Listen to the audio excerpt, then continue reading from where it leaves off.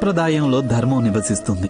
అలాగే సంప్రదాయాలే ధర్మాన్ని పరిరక్షిస్తుంటాయన్నది సత్యమే.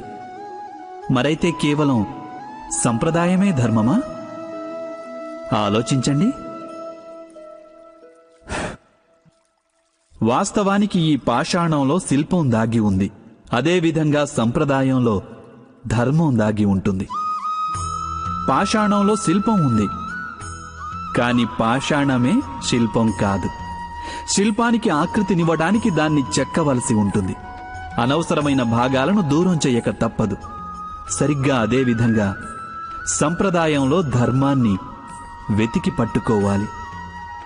అది ఎలాగంటే, ఇంద్రపూజ అనే సంప్రదాయానికి దూరమై గోవర్ధన పూజ అనే ధర్మాన్ని అనుసరించకపోతే యాదవులకు తమ ముక్తి మార్గము లభించుండేది కాదు. అనగా సంప్రదాయాన్ని పూర్తిగా విడనాడేవారు ధర్మానికి దూరమవుతుంటారు. అలాగే సంప్రదాయాన్ని గుడ్డిగా అనుసరించే వారికి కూడా ధర్మ మార్గం ప్రాప్తించడం దుర్లభం.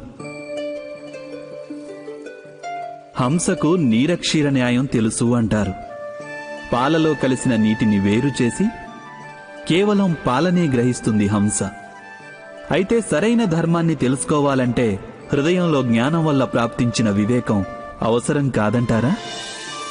ఇక అటువంటి వివేకం లేనప్పుడు దేనినైతే ధర్మమని నమ్ముతారో అది వాస్తవంగా ధర్మం కాకపోవచ్చు.